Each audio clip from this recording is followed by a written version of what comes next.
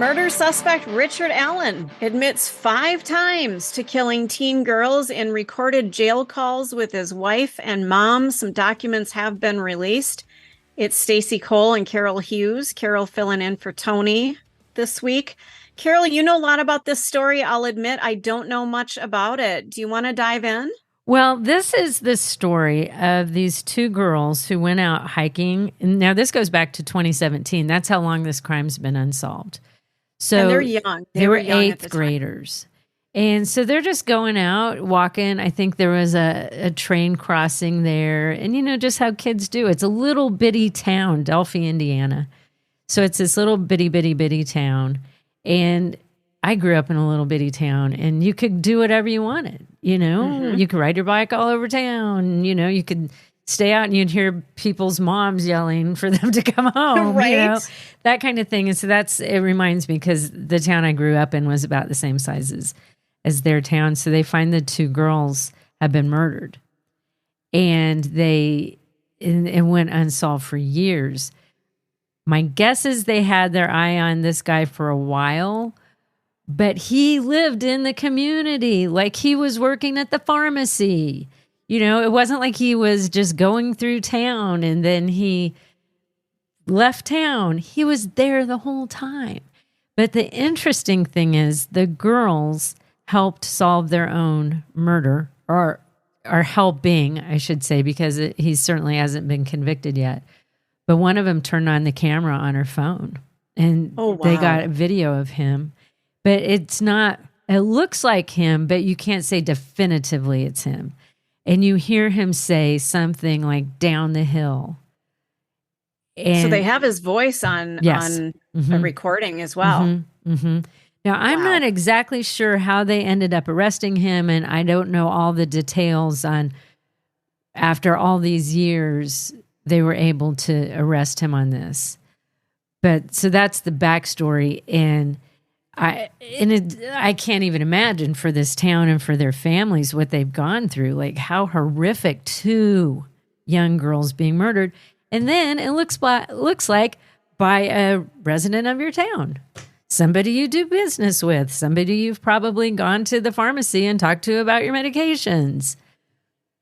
That's just so frightening. And, you know, I live in a medium to small town. One of the things that freaks me out is like when the fair comes to town, the county fair, because there are a lot of people from out of town that come in, and we've had some disappearances of young girls during that time. And I'm not saying, I don't want to stereotype, but it's just different people coming from out of town. And we see people at this fair. When I worked in radio, we had to be at the fair the entire week for the radio station booth, and we would see people that we never saw ever at any other time of the year except for this fair, and they weren't quite right. You know, they'd come and stare at you and like just sit in front of the booth, prop a chair up and stare at you for an hour, and come up to you at some point and ask really uncomfortable personal questions to you. And it was like, where are you from? Why haven't we seen you any other time of the year? Why do you come out for the fair? And so it just, to know that this person is somebody who was part of the community is even more frightening. To me, foreigners, and I don't mean foreigners as in people who aren't white. I mean people who don't live in the city come in, and it's like, I guess I could see you doing something because you're not part of the community. This isn't your place. People usually don't shit in their own home, you know? Right. And but this it's would really be scary that he lived there. And this would be what everyone is talking about for a long time. This would be the thing, you know, and my town's pretty good size. It's like 500,000 or something. So it's not a small town, but like BTK is from here.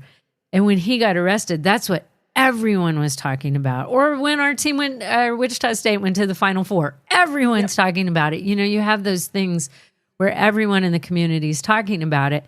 And in this little town, that had to have been the topic of conversation for a long time, because they had found, well, first, of course, the girls are missing.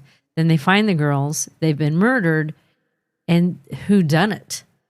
So that would have been why? And so he was in on conversations about that because that's what everybody would have been talking about.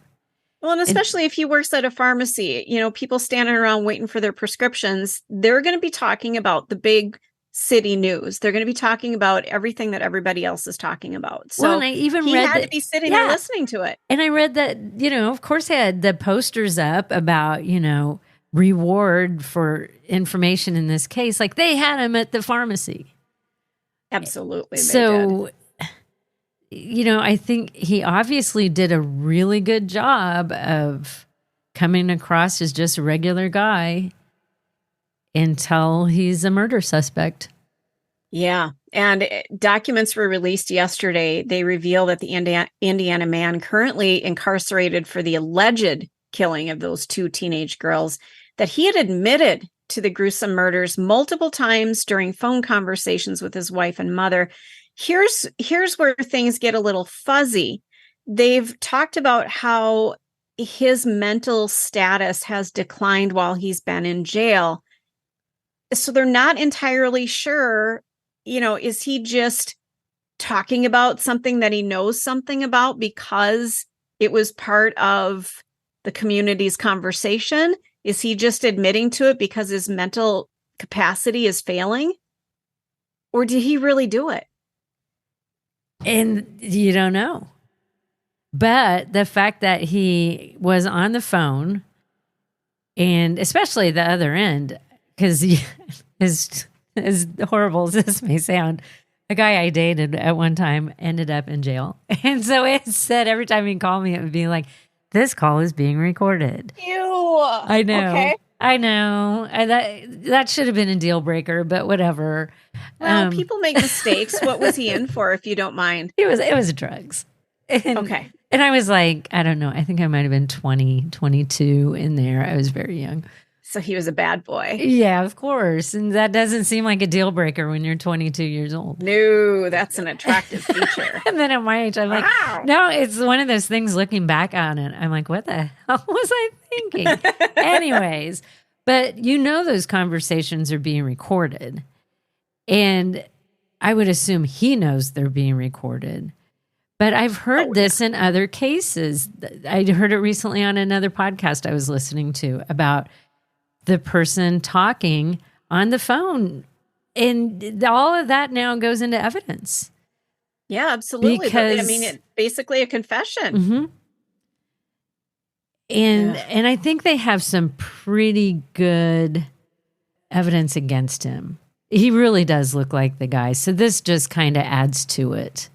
Well, and when you take a look at the story, they talked about how there was a knife that was used in the killings. There was also an unspent round near the victims' bodies that was later matched to one of his firearms. Well, that's problematic. Additionally, investigators found that articles of clothing belonging to the girls were missing from the scene, including a pair of underwear and a sock. Ew. So he's, he is in jail for the alleged murder of these girls. It sounds like they've got some things on him and now possibly a confession. So I'm hoping they're able to pin him to this, because I'd hate for him to be held for this tragedy when somebody out there is the one who really did it. It sounds like he did. I don't understand how they could match one of the unspent rounds near the victims' bodies and have it be matched to one of his guns. It has to be him. Well, and then in this article, it says on one of the phone calls in April, his wife, I guess, Kathy, who had previously referred, yes, it's his wife. She previously referred to him as, in quotes, her person, hung up when he confessed. Oh, dear. Well, because she knew. She's like, shit. But that doesn't mean that she was in any way involved in it. But that I could see being an automatic reaction. Like, this is the person I love. He's wrongfully accused. He didn't do it. I'm standing by him. That might have been how she felt. And then there he goes and admits, I killed these 2 girls. And she's like, okay, we're ending the conversation now. And it could have just been an automatic response. Like, shut it down. I can't hear this. And he also confessed to his own mother. Like, I don't know. Yeah, it sounds like he's trying to get some things off of his chest. But like you said, this is now evidence, and I guess we'll see what happens. But it sounds like they found their guy. You're consuming the Hidden Killers podcast. Want more? Start binging on all of our true crime podcasts right now through Apple Podcasts and get an ad-free experience when you sign up to be a True Crime Today Premium Plus member exclusively on Apple Podcasts. More of the Hidden Killers podcast dropping soon. Press subscribe now.